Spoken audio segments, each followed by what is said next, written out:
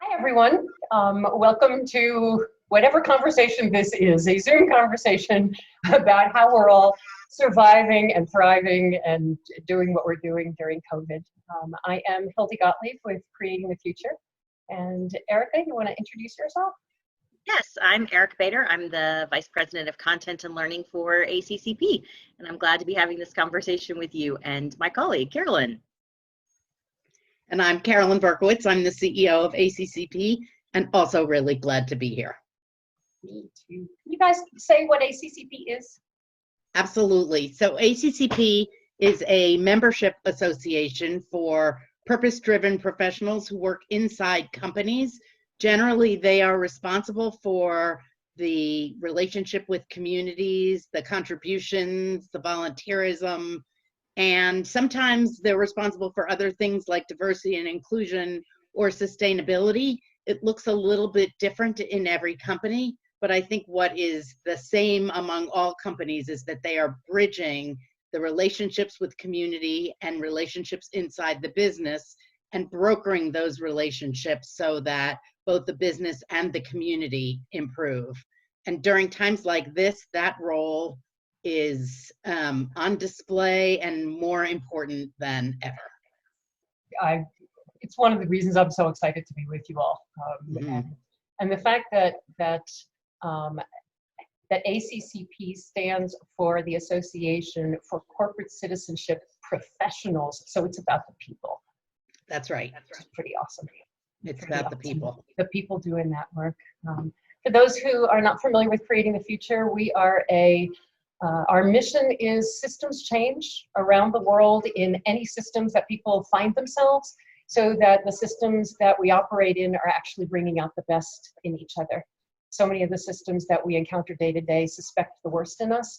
And what would it take to change the questions that we're asking and change the questions, especially that those systems are intended to address, so that the questions are bringing out the best in us and the systems bring out the best in us. So the relationship, the delightful simpatico between our two missions and organizations, and just the ability to work with you two, which is just my fun. Absolutely. And the systems right now are exposing all that is complicated with them. And so we are seeing the result of things happening within systems that we might not have noticed before.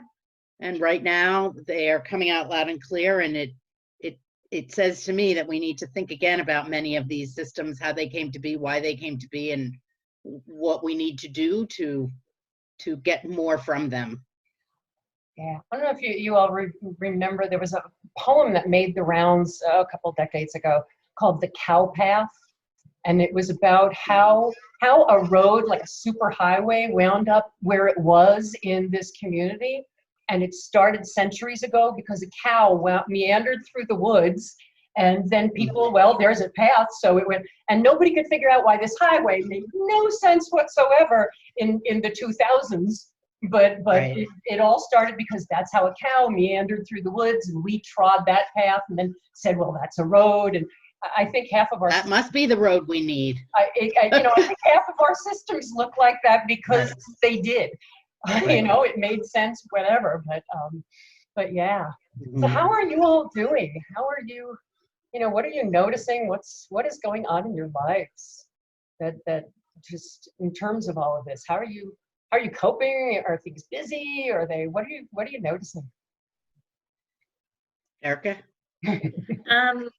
We've been busy. I think at ACCP, as Carolyn alluded to, the work has gotten more important and more pressing.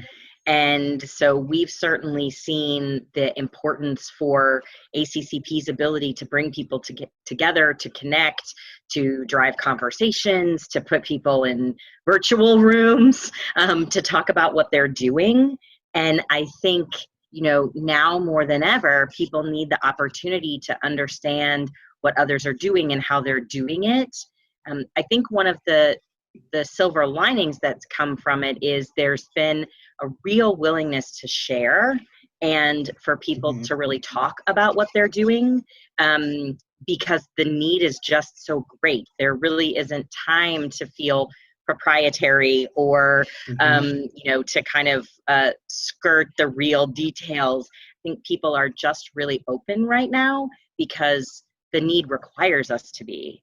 And so that's been a nice thing, chatting with our members and others in the field, that people are really willing to kind of pull back the curtain and say, here's what we're doing, and here's how we're doing it, and here's who we're working with. And because those conversations are fast tracking others' ability to get things done. And so I think that's a nice silver lining in this really challenging situation. No kidding.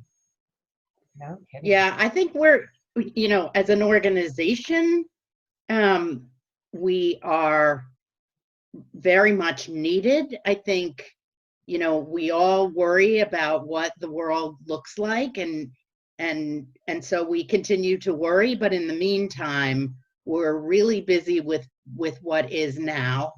I think as individuals, you know, different people feel differently on different days. We have sort of a saying that if we can get 100% out of the senior leadership team, then we're doing pretty well. I may be at 50% and some others may be at 25 each, or, you know, or somebody may be at 80 and the rest of us are at 5 each. Exactly. But if we could get 100% on a day, that's pretty good.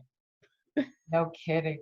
No kidding. You know, it has been interesting because creating the future, I mean, our name is creating the future. Our whole focus is to create a future that is different than our past. And, you know, very much like you all, that's needed now more than ever. Right. And there's this push and pull going on with, okay, our mission is actually even more important than it was. Yep. And it was really important. And there's days where I'm not up to that. Right. Or you know, what time is it? I may have been up to it an hour ago. Right. But we passed the window. Yeah. Yeah, it's pretty remarkable. It's so much of a lot of what I've been talking about recently is the fact that everything that we're experiencing is so normal, and it's actually how we're built. I pulled a couple slides. I'm going to do Brain Science 101 because it's fascinating to me. This is actually what we're built for. So. You know what? I'm gonna do it without the slide for a minute, and then I'll show it to you, because in a very like rudimentary brain science, like the kind that you could teach to an 8-year-old, there's 2 parts of the brain. There's sort of the survival when we're threatened ganglion back in here at the very, very base of the neck, and then, you know, we're all familiar with the term the frontal lobe, and that's where all the thinking happens. And whenever we feel threatened, we know that this part right here, we just need to feel threatened. It could be like a pile of work on our desk. Doesn't matter what it is. The adrenaline just shoots through our brain, and you could feel your heart racing. And one of the other chemicals that goes through the brain, so we can see here is the frontal lobe up here, but down by the neck is adrenaline and a chemical that we don't talk about a lot that's called cortisol.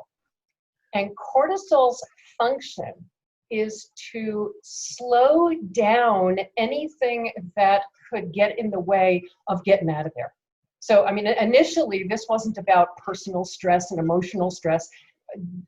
Our brains are very much the same as most mammals, most animals, in that our first goal is to survive.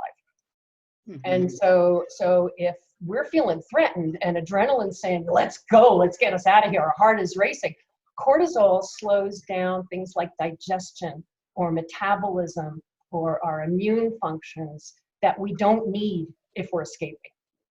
So that is a pretty cool. Our brain not only gets us going, but it stops all of the functions that we don't need in order to get going, with the exception of one interesting factor, and that is that our brains also know that we don't need to be thinking if we are threatened.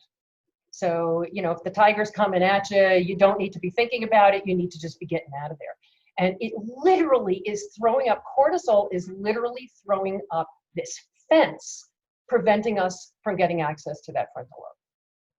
So if we're feeling like I can't think straight, I can't, that we're actually built for that. That is actually, our brains are doing what they're supposed to do. Mm-hmm. We don't have to like it. What they're doing. And then, you know, you add on to it. And I know that the three of us have been having this conversation on and off for several weeks, ever since the conference that you all were going to have at the beginning of March got canceled literally while people were in the air. Yeah. That you know, everybody's brain went, and you could, I love the image of that fence. Every once in a while I just say, oh, okay, the fence is up. The fence is up. I'm not thinking clearly. Well, so now think about all the things we do in a normal day-to-day that you just do by habit. And now there's no habits. So everything I used to do, I don't. So I'll give you two examples that just popped up this weekend. One of them, we were out of coffee. So if you're out of coffee, you run to the store and you go get coffee, right? So theoretically, the first thing you're doing is, okay, do I have a mask? Am I gonna have to wait in line to get into Trader Joe's?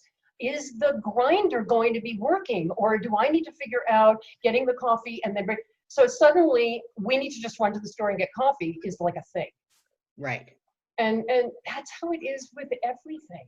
I mean, I am watching, especially women, although some men, where suddenly getting ready for a meeting is figuring out, okay, can they see the real roots of my hair? Absolutely. I have to think about that before I went to the salon every 3 weeks. Absolutely. And so our brains. Are my clothes clashing with the wall behind me because I'm not in an office? I mean, it's every little thing. And then multiply that with parents who are homeschooling and with all of that, and while trying to work at the same time. Our brains are so busy. They are on such overload. And so if you can't find your car keys, or your glasses, or your children, you know, this is really normal. It's what we're built for. Right. And yet it feels like we could break at any second. Any second, you know. Yeah. Some little thing that is normally easy to cope with becomes the straw that broke the back. Yes. Absolutely. And it's because getting the coffee is so much more complicated than it ever was before. And in some ways it feels like everything we're trying to do is so much more complicated. Mm-hmm. We are a mostly remote workforce, which I have been very thankful for because we already know how to work remotely. We didn't have to figure that out on the fly in the middle of this situation. But I think about our colleagues that we know that we're used to just walking next door to their coworker and having a quick conversation about how to get their work done. And they're trying to figure out how you do that now because they can't just pop into somebody's office or, you know, see somebody on the way in or the way out, or go grab coffee with somebody to talk about the project. Like even just those simple kind of drive-by conversations, which is how a lot of work gets done when you work together in an office, having to recreate that and figure out, well, how do we drive work forward when we don't have those opportunities anymore? Yeah, one great example, we have, we purchased a book and a gift for particular board members and speakers when we had planned on having a conference in early March. And they were shipped back to the office, and we can't send them because number one, nobody's in their office to receive it, and number two, somebody would have to go into our office and get them, and then go into a post office or a UPS office and get that done. And it's not worth the risk of those things, and we don't know where to mail them anyway. So.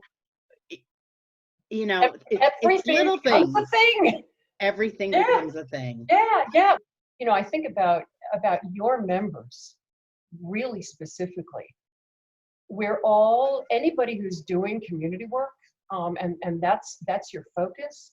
So we're all holding the space as best we can for ourselves on any given moment, and our families, and hoping that we're keeping ourselves and them safe. We are still having to work and sort of holding the space for our coworkers. And I'm noticing that just like we sort of checked in with each other when we started here, how many conversations are now starting, meetings are starting with, "Are you okay? How is everybody doing?" Right. And I have a colleague in Australia, and I was in one of these kinds of conversations last week, and he said, the difference, he says, here in Australia, you all in the US say, "How are you doing?" We say, "How are you going?" He said, and what I'm noticing is that people are asking, "How are you going?" and they really want to know. Mm-hmm. And so here we are, we're trying to keep ourselves okay, trying to keep our families okay. We're holding the space for each other in our offices because we care about each other. And then we're responsible for and holding the space for community and trying to figure out how we're all fitting into the company. There's like 4, 5, 6 different layers of what we're all feeling and what we're all, and trying to keep in here all while that fence is up. Right. Well, and in corporate social responsibility, there is all that is happening at home and in life, and books and microphones in the apartment, and children homeschooling, and then there's the uncertainty in corporate America. Will I have a job? Will my colleagues have a job? What will my workplace look like? And then there is this really stark realization of how great the need is in community. And when you're in corporate social impact and you're either providing funding or providing human resources that can really help solve a problem, or you're supporting nonprofit organizations that you've partnered with for years, and now they are different, they are up to their eyeballs in feeding people and in sort of the problems that were unsolved before that are exacerbated by this. And you can see how people in this field are just traumatized. And then you've got the amygdala back there saying, by the way, don't think too hard about this. And so it's it's a difficult job, but so important. Yeah, the people that I encounter on a daily basis are at every spectrum in social change. Mm-hmm. They are in the corporate world, they're in the nonprofit, the traditional nonprofit community benefit world, they're in the government world, they're social entrepreneurs, and things that we take for granted, again, that Starbucks is going to be open and I'm going to be able to have a meeting, or that I'm going to have Wi-Fi. Or that so again, it is at every level. Am I able? Yes. If my community needs more work, and am I able to do that work? And oh, by the way, I'm not functioning well today because my brain is busy trying to focus on. Yeah. So. And there's so much need, and you just scratch the surface of some of the things going on. I think about the issue of abuse in homes where there isn't the sort of safety net to social services because there aren't either teachers watching, or and there's frustration and lost jobs at home, and so anger could be right on the edge, and there's just so much to help that is so deep. And we know that throwing money at a problem is not the answer, although it sure does help.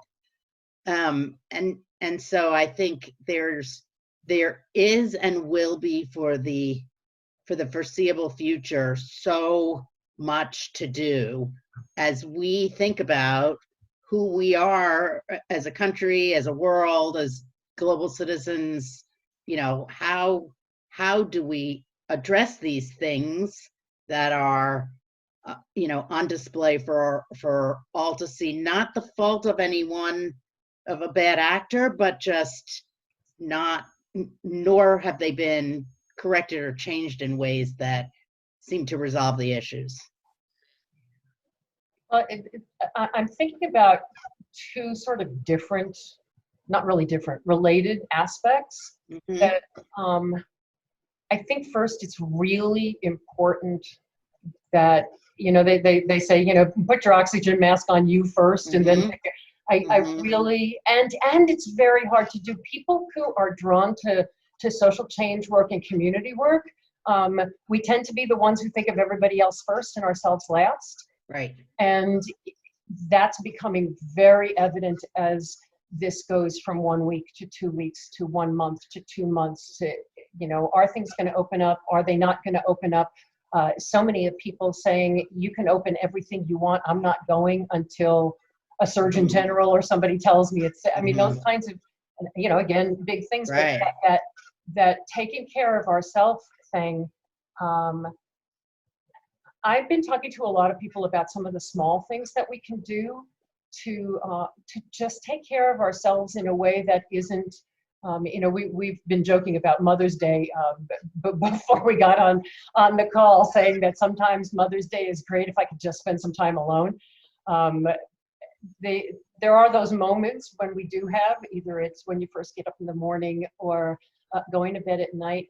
Some of the questions that I find powerful is to list the things we do have control over, because there's so much we don't have control over. And it's not just make a mental list. I find that just like use a yellow pad and actually seeing it actually is helpful to say, oh, okay, that's what I have control over. Because what that leads to is then you can work on the things you do have control over. And sort of start thinking about, oh, okay, I don't have control over that. There's nothing that worrying is going to do about it. Right. And so in terms of it's a small self-care thing that we can do, that I find sometimes when I do that, I can feel my shoulders relax. I can feel my breathing come back. It's just, oh, okay. And it can be little things. I have control over what I choose to eat for dinner. I have control over, what time I get up in the morning. I have control over if I'm going to go for a walk today. Not the big, and if you want the big things, great. But sometimes just having those, what do I have control over, like in the next 10 minutes? Yeah. And just breathing that in. I do think that extrapolating that to the work that people in community are doing, that can be very helpful when they think about these really big, really tough, hard challenges and how they want to show up and try to, make change. Just thinking about what do they have control over? What part of that do they have control over? And instead of being, disheartened by how large the challenges are, and they don't have all the money and they don't have the ability to change policy and those kinds of things, but there are things that they would have control over. And so how do they tackle those? How do they keep those in mind and think about what they can do that would be most impactful in those areas? I think that can be really helpful too, to not get, kind of, like I said, disheartened by the fact that they can't change the whole system or the whole structure and solve the whole problem. But there are things that we can do, and thinking about identifying those could be very helpful. Well, and I also think about being a leader and what you are holding as a leader. And so when I think about the organization and the people that work here every day, how can I help them? How can I see them? How can I understand that not, I explain to them that I don't have control over certain things, and then have them see and feel like they can control a set of things, and really allowing that to happen. And I've read that in some ways that's when innovation is able to take hold, because all you can do is try something right now, and it's better than what exists. And the failure is not seen as a failure nearly to the extent that it's seen as a really good, admirable try that we learn from. So as I think about being a leader, I'm telling myself that it's really about having people understand the power that they do have, and embrace that helps people turn, what is it? Excuse me, it's my dog, and there's a trash truck outside. What happens? Exactly, but it helps them to see that in moments like these, they really could make a big difference by trying something that under normal circumstances they might not think of.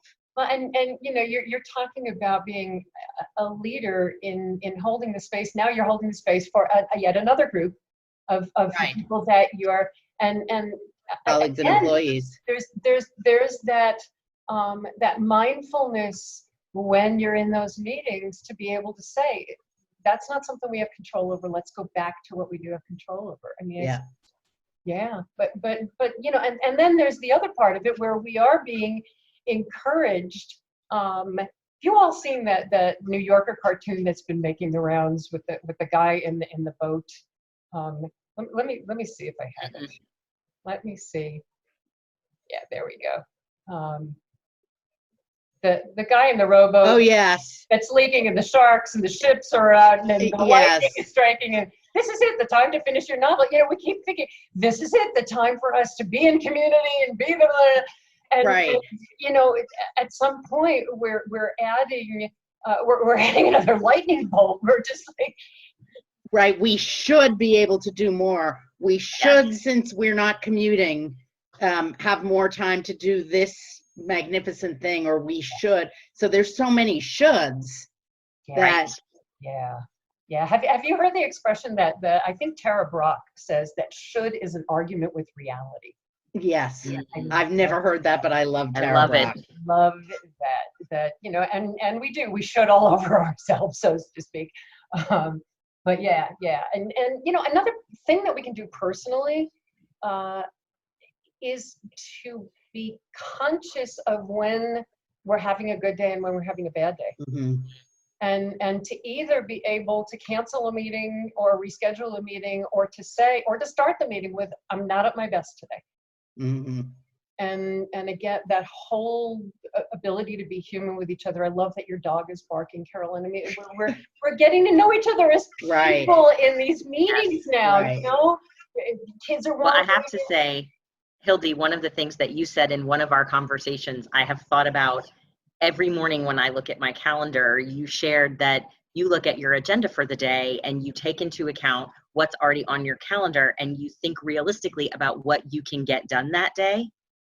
And it has changed my thinking in the last few weeks, because the days that I look at my calendar and I'm in meetings all day, the only thing I expect of myself is to take some really good notes in those meetings so that tomorrow I can figure out what I need to do. Right. But I don't look at myself at the end of the day and say, well, gosh, I didn't get to that project, or I didn't move this thing forward. Like, I've just been so much more realistic looking at my calendar and saying, today, all I can do is show up for these meetings. And I really can't expect myself to do more because I don't have any time to do more. Right. And it's really been so helpful. And then on the days when I do have a nice big gap of time with no meetings, I feel like, okay, this is the opportunity to move some of those things forward and get work done on projects. But it's really changed my expectations of myself, which has really helped in terms of some of that struggle with all the shoulds of it, right?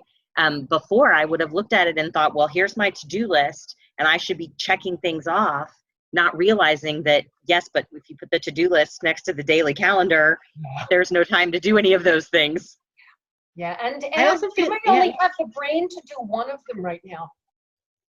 I'm at the point where I've got one thing a day on the to-do list, and if I get done something else, I'm like, yay! And if I get that one thing done, I'm like, yay! And I also feel like people are more realistic about their calendars. Yeah. So it is easier now for me to say no. It's easier for me now to be patient when somebody else says, this week is bad. It's finals week for my kids. Mm-hmm. And so I think while it may have always worked out that that was the natural order in which things got done, there was always this, disappointing, I'm going to try to give it 150%. There isn't 150% to give. No. And now when people aren't expecting it, it feels more realistic. And it's one of the things that I hope we can remember and take with us, just like I hope we can remember that sometimes it's okay to meet on Zoom and sometimes it's okay not to have makeup on, and all of those. Pants, I highly recommend pants all the Absolutely. time. Absolutely. Fully dressed, but Yeah. And it's okay if a small person walks by, nobody thinks less of you. Yeah. I think it really has, and Hildy, you mentioned it, hearing Carolyn's dog bark, but I think it has humanized us in ways that we couldn't have expected. Seeing people's homes and seeing their space and seeing their dogs and their family members and their kids, and like understanding that that's just what's happening, I think really has allowed people to give themselves more grace and give each other more grace. And that's what you're talking about, Carolyn, that I think I hope as well that we carry that forward and that we don't go back to this, division between work and life. I've never loved the work-life balance thing, because it's like, well, your life is your life and it's a whole thing. Right. You don't carve part out of your life for work, but I hope that we can take that forward and really be more graceful with ourselves and with others as we think about what we can get done and how we do it. And I also hope, and I will say I've been a little bit frustrated as I've been looking, the job market is crazy right now. Some places are hiring, some places are furloughing or laying off. There's definitely a concern for people about their work employment and their future. And there's all this talk about flexibility and working from home. And yet many of the jobs that I see posted are still place-based. And Right. I got really excited about a position that might have been great for some of our members. And I went to look, and it was like, there was a whole article from the organization about the good things that they were doing and how they were managing working remotely. And it was like, we got a great new position and you got to be in our office to do it. And so I hope that we can take a step back and, think about, it doesn't always have to be that way. Like, was there even a conversation about whether that person really needs to be located in the office in the city with everybody? Do they consider that there might be others around the country that could do that work and do it well? I hope that when we come out of it, we don't have people boomerang right back into everybody back in their office so we can see people working, and that we are a little more flexible about how we work together and where people are. I say that knowing that I work in a mostly virtual organization, so I have a bias for that because we work that way anyway. But I hope that some of those changes do come with us, and that we're able to really maximize. I think about it's maximizing talent, right? The ability to have people do great work, and how do we find ways for people to do that regardless of where they're located or what schedule they can work, those kinds of things. One of the things, Hildy, that I know that your organization promotes in terms of asking the right questions and envisioning the future is getting to know the person. And there have been so many just really great examples, Erica, as you said. There was a gentleman at a meeting, all corporate meeting, 30 or so companies on the Zoom, and each company would present, and on the chat somebody said, is that a rabbit? Does he have a bunny rabbit? Is that a rabbit in the cage in his living room? And in another, there was this gorgeous painting behind somebody's head who worked at a corporation, and in the follow-up from the meeting, I said, by the way, I love your taste in art, and he sent me a link to this magnificent Chicago artist and said, I always dreamed of owning art that this guy does, and now I do, and here's a site, and I learned all about this beautiful artist who I never would have heard of. So there's such different kinds of relationships that, I knew both of these people before, but there's something different about that now. Oh yeah, you watch Creating the Futures meetings, and you've been in our meetings. Mhm. We start every meeting with both touching base. How are you? How are you feeling? What's going on in your life and your heart? Very quick. It doesn't have to be, a dissertation. And the second thing we'll always ask is, what's exciting? What's Mhm. awesome that's going on in your life? And you're immediately bringing the whole person into the room. Mhm. We end our meetings with reflection. What stood out to you? What are you noticing? What are you bringing out of the meeting? And just giving ourselves that ability to connect as humans. We have this ridiculous notion I loosely call it the business world, but it is how work, I guess the work world is more appropriate, that we just need to get down to business, get down to work. As if that is ever efficient. And then we tell people that they should, quote, leave their baggage at the door. Right. Well, that you're basically saying, leave the human part of you outside and just bring the work part of you in. And that's the human part.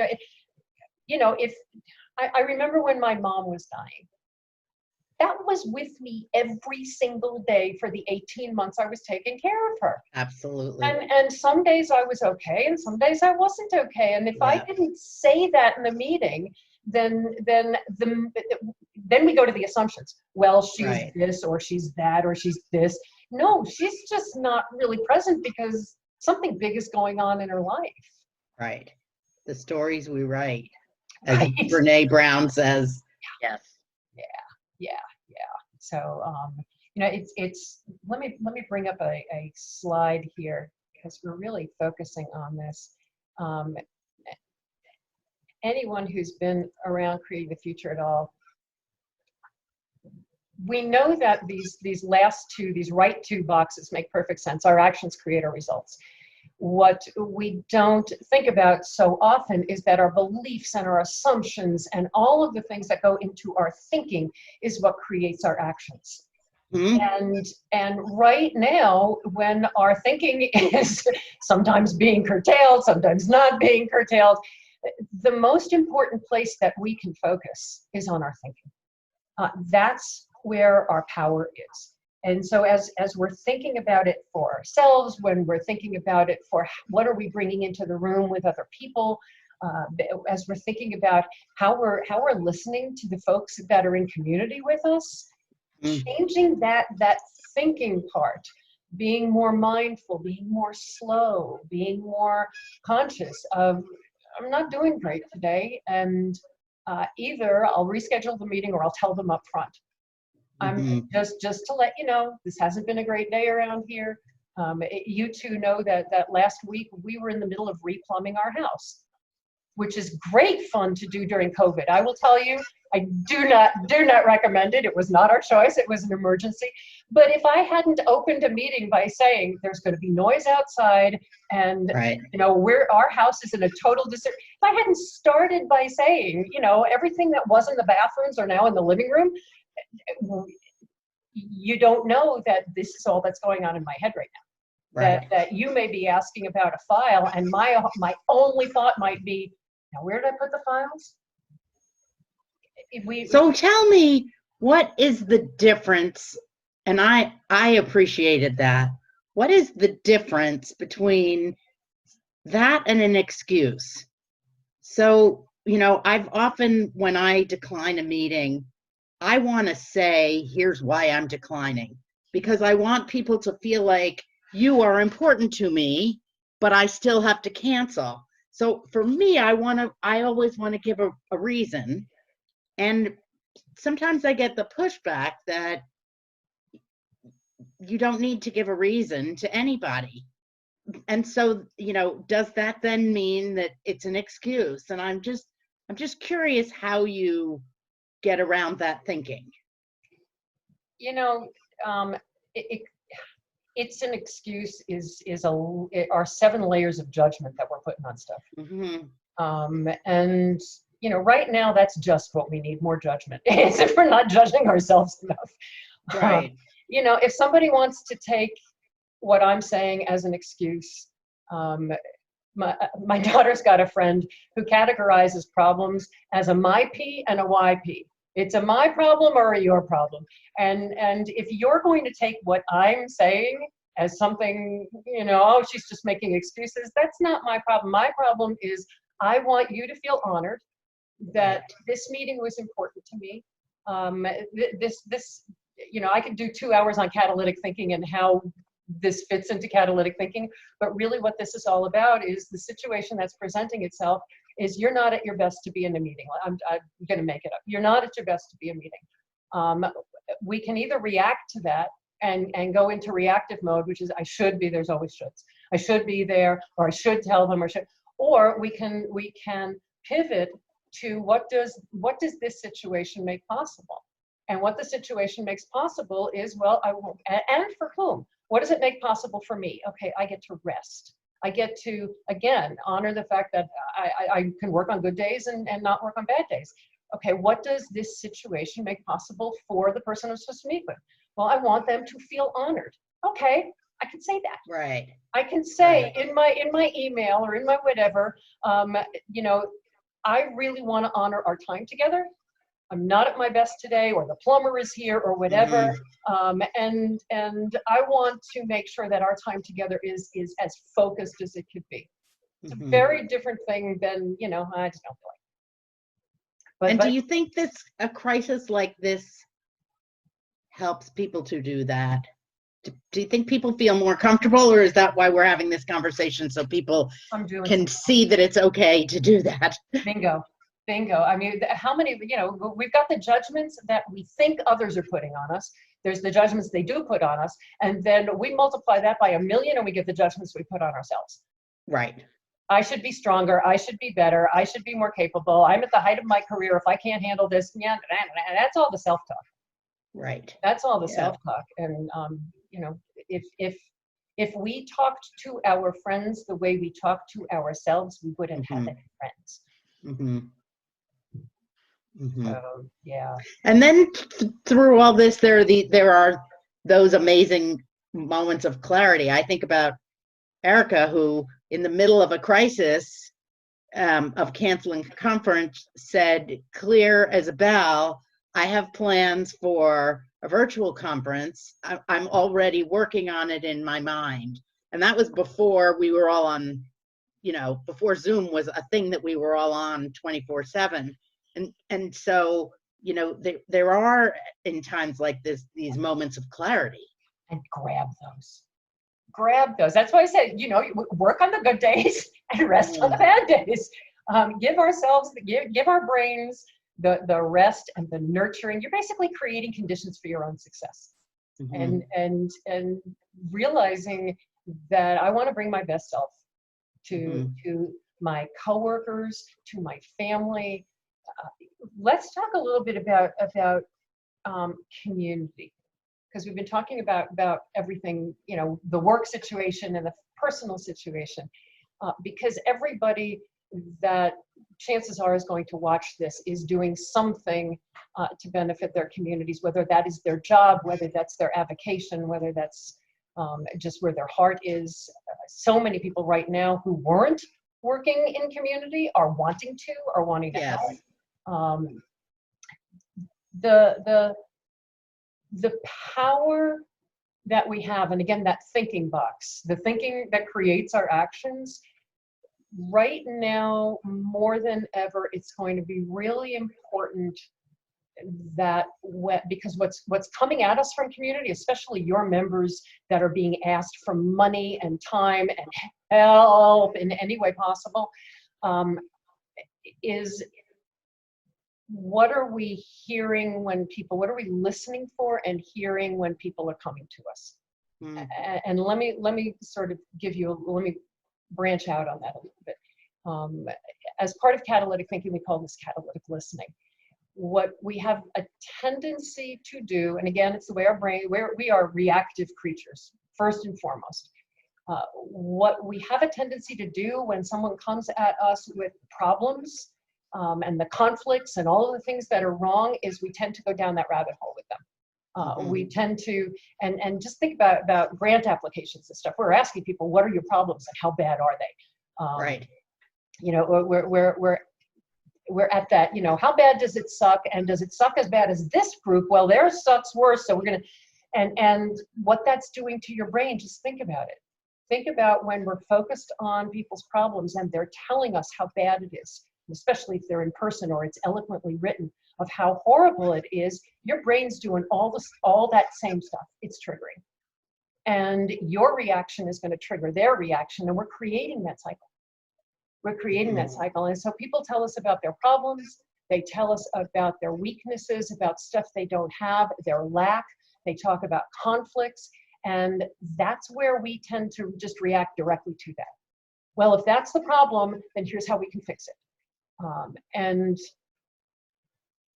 we don't realize that when people are talking, they're also telling us, because again, we're cut off from the frontal lobe. All we're doing is listening to that reactive piece. We don't realize that they're also telling us what is working. We don't have to even ask for it. They are also telling us what is working if we listen for it. They're also telling us what good would look like on the other side of that. We really want our community to be healthy, but right now it's blah, blah, blah, blah. And we go right into the right now instead of saying, oh, we want our community to be healthy. They're already telling us. So much of conflict that we hear is really about values of what is important. Oh, so if I've got a conflict with you, Erica, chances are it's because what's important to you is different than what's important to me. And we're not articulating that. We're articulating, yeah, right. And the more we can train ourselves, practice listening to others, listening to ourselves, through that lens of possibility, we can't necessarily do it all the time, but the more we can even just remind ourselves before we go into a meeting, oh, okay, listen for what's powerful, listen for what's possible, and sort of bring that out, cull that out of the conversation. You know, I'll give you just a very, very simple example. We've been talking a lot about there's good days and there's bad days. And what are almost everybody focused on? The bad days. Right? I was such a mess. I couldn't find this and my kids were yelling around. And what we're saying, and we're hearing people say, I've got good days and I've got bad days. And we're listening and going right down the rabbit hole of bad days. Instead of, so what's going on the good days? How's it feeling on the good days? And we can, if they're suggesting, we don't, you know, it's not about asking, so are you having good days too? Because that would make me go, but it is listening for the fact that people are actually already telling us that stuff. You know, they're already saying, wow, you know, it's really bedlam. I managed to finally get out and go for a walk yesterday. Really, how was the walk? The more we can listen for that, and again, the same thing in community. So we can hear it in ourselves, we can hear it in just about anybody, but as we're listening to what's going on in community, I mean, how many of us are marveling at the number of people who are volunteering, who are going out to soup kitchens, and I don't care what, I'll have gloves, I'll have masks. The ability to say, wow, there's a lot going on that's really good, that's really strong. We could build on that. Right. Oh, yeah, because we just get stuck in that loop. Right. So, yeah.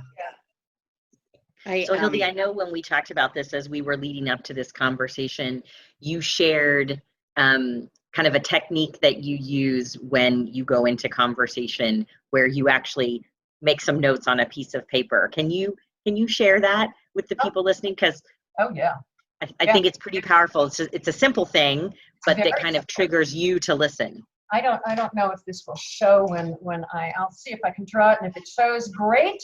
And if it doesn't, we will talk it through.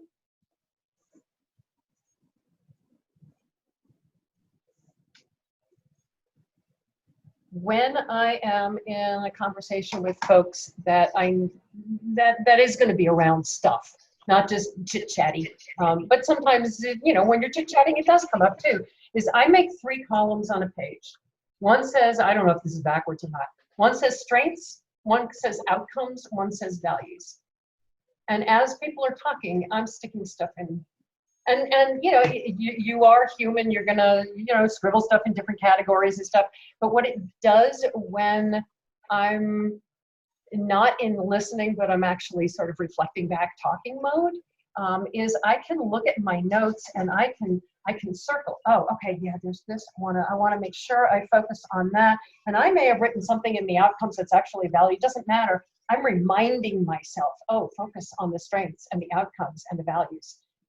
And it's, again, it gets to be a habit after a while of you don't need to write it on the paper. You're sometimes listening for it, but they're really good prompts. The outcomes are what do you really want? Not what's wrong, but what would good look like. There was an old I don't know, adage or story or whatever, about a guy who goes into a hardware store to buy a nail. And he doesn't really want a nail. What he wants is something that he can make sure that he can hang a picture.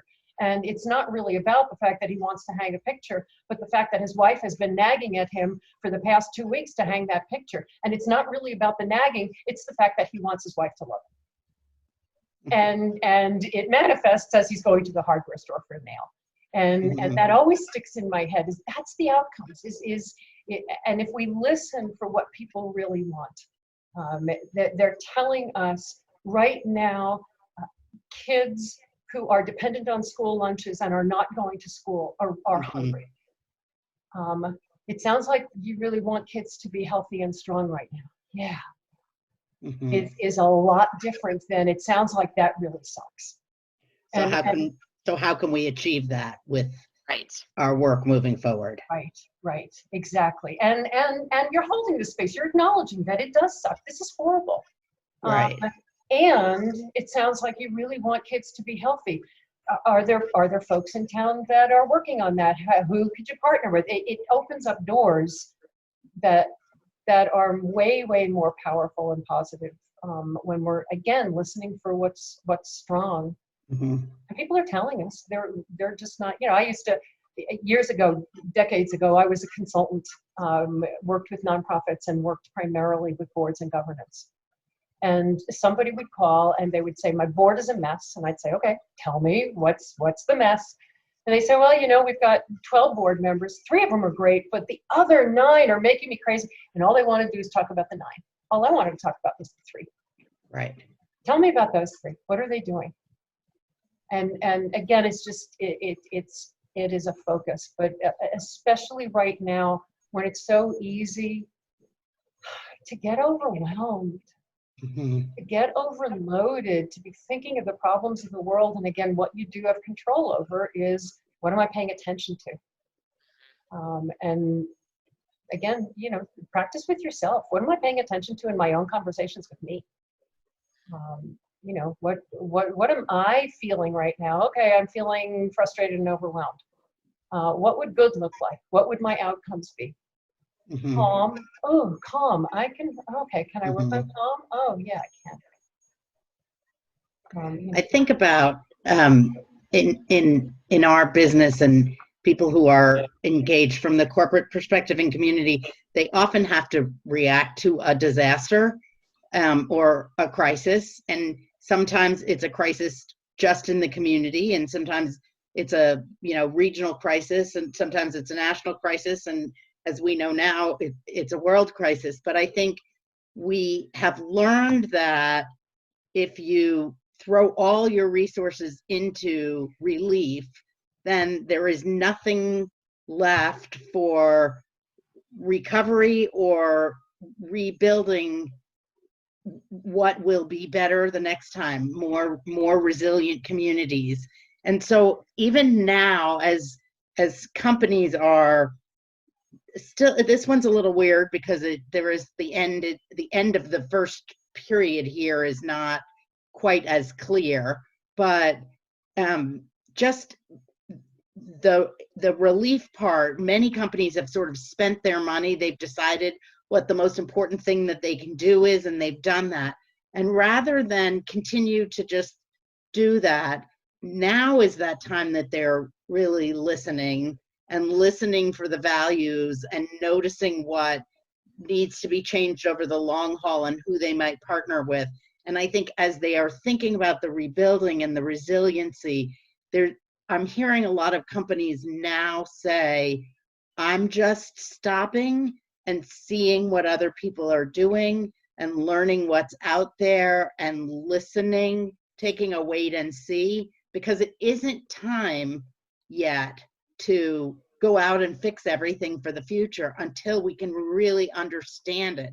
And just giving ourselves collectively the time to and space to thoroughly understand the problem, so that the next, with the next tranche, whatever that is, it can be addressed in ways that will accrue to a different future. And not to what was in the past.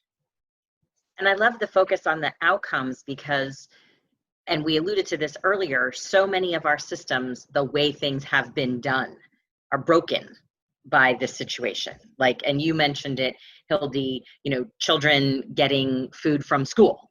That used to make sense, and now it doesn't.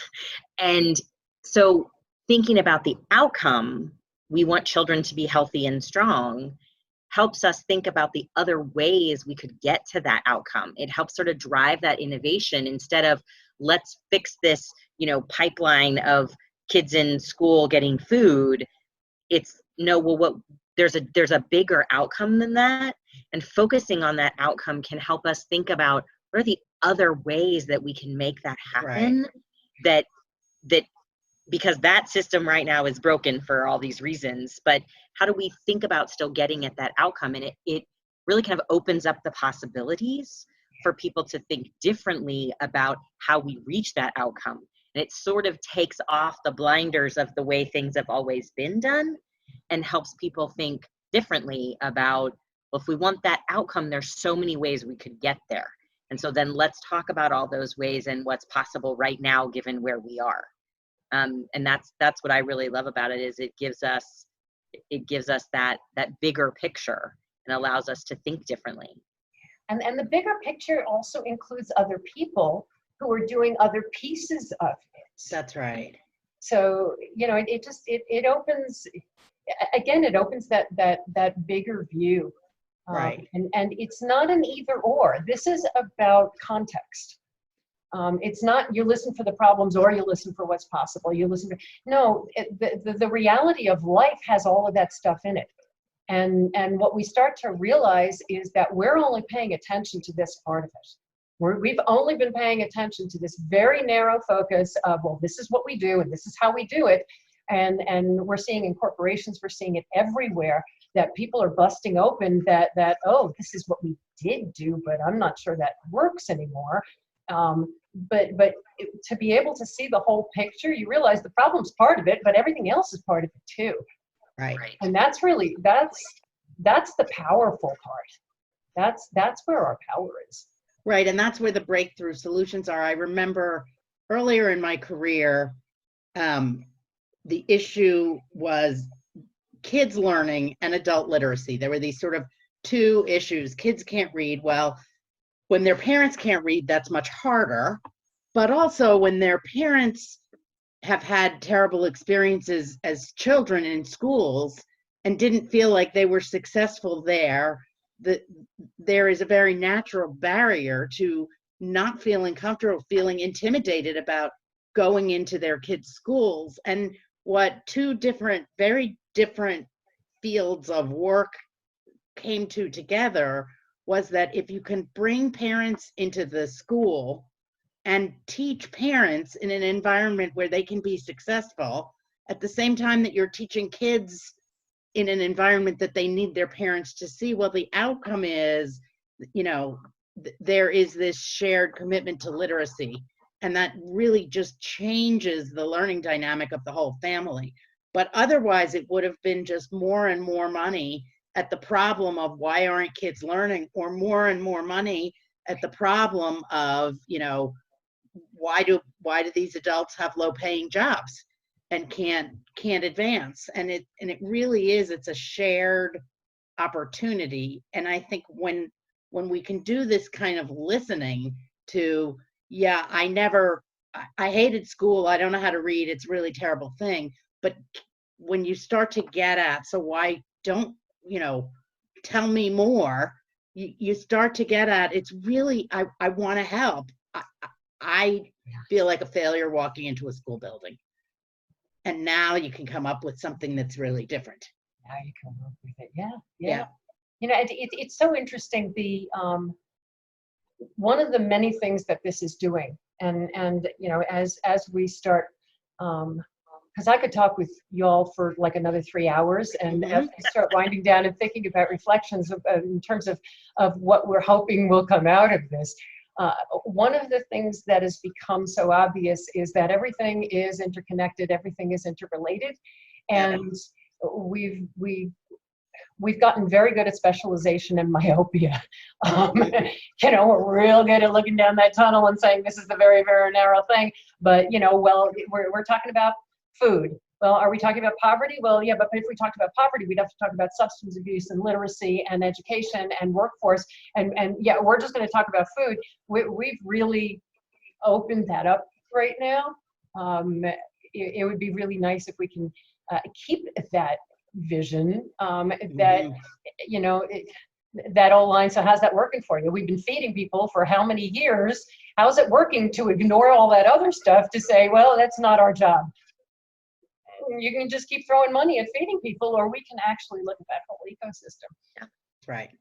And I just had that conversation last week internally about the importance of understanding, when you're funding solutions, the importance of understanding sort of where that challenge is coming from in the first place. Mm-hmm. And it's exactly what you just said, Hildy. We can continue to fund hunger, but we're just going to continue to fund hunger because there are other extenuating circumstances that are contributing to that ongoing problem.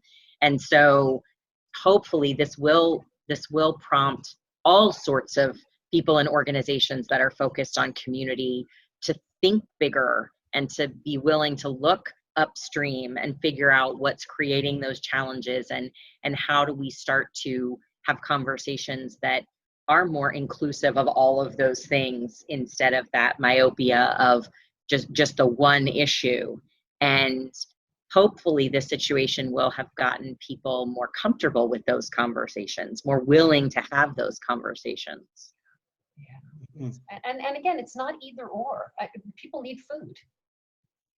It's not, oh, let's stop feeding them and start focusing on what's possible. No, it's let's look at everything because we can. Right. Because listening differently, getting the right people in the room, giving yourself grace that, some days you are at your best and some days you aren't at your best, and other people are in that same circumstance, and what would happen if we gave everybody the benefit of the doubt about when they're their best, and let them tell us. Yeah. And I love that you both have used the word grace in this, and I love that word. Love that word. So let's I hate to wrap this up. I really hate to wrap this up. Anything in particular standing out to you from our conversation today, and especially is there stuff that you hope we'll continue to do after this is 2 years from now, and 5 years from now, and 10 years from now? What are you hoping good will continue to do? I hope that we can take some of the lessons of our gluttony, whether it is driving our cars as much as we do, or caring as much about our physicality as not our health and well-being, but our physicality. Take some of those things and go easier on them, and see the solutions just in how we are behaving now, but then also that we can drop the airs, drop the competition, drop the zero-sum game nature that we sometimes practice, and instead develop the set of partners that we can, as you say, think with, that will help us to change the future of things that just no longer work for us.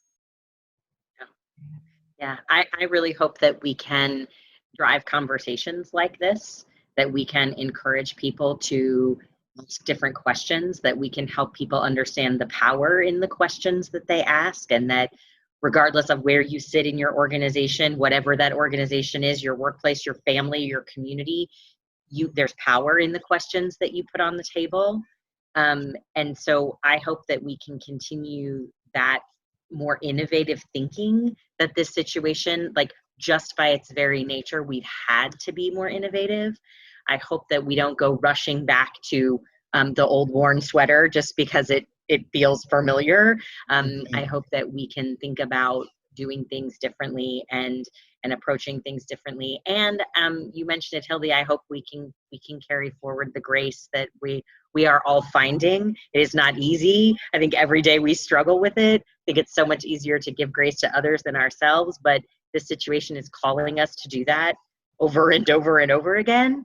And so I hope that we can find ways to continue that moving forward, and that we can be more human with each other, and that will, those two things I think go together. I think they go hand in hand, giving each other more grace and continuing to have powerful, innovative conversations and ask good questions, I think is they feed, and it's a cycle. And so I hope that we'll be able to continue that 2 months, 2 years, and all the way down the line. And you? I would absolutely echo everything that you all said. The humanizing part, the grace part. There's also, I'm noticing, and we've talked a lot about this, there's a real eagerness on the part of everybody to not go back to normal. And we've all mentioned that the systems that are broken, that people are articulating it. Yes. They're really being very clear about it wasn't working. So let's stop talking about when things go back, and let's start talking about what it looks like going forward. Our name is Creating the Future, so we're about. But people are we're hearing that so much. It wasn't working. Why do we want to go back to that? The thing that you were pointing out, Erica, about a job opportunity where people are saying, "Oh, but you got to move here." I'm hoping that what we're bringing out of this, in addition to everything that we've been talking about, is keeping that conversation alive, is questioning at every point. Do we really have to do it this way? Are we doing this? Are we doing it this way because that's the way we've always done it? Is this that cow path that is leading us to where we are? And I hope that conversation can stay alive. And it's not about hope; it's about all of us just keeping that conversation alive. Right. Yeah. So, well, I am deeply grateful for an hour with the two of you, and looking forward to the next time. Who knows? A month from now, we may be guns blazing, going out and trying new things. That's something else. And we'll I hope so. Something Yes. to talk about. But thank you so much for this time. It was really wonderful. Thank you. Yes. Thank you so much, Hildy. Bye-bye. Bye-bye.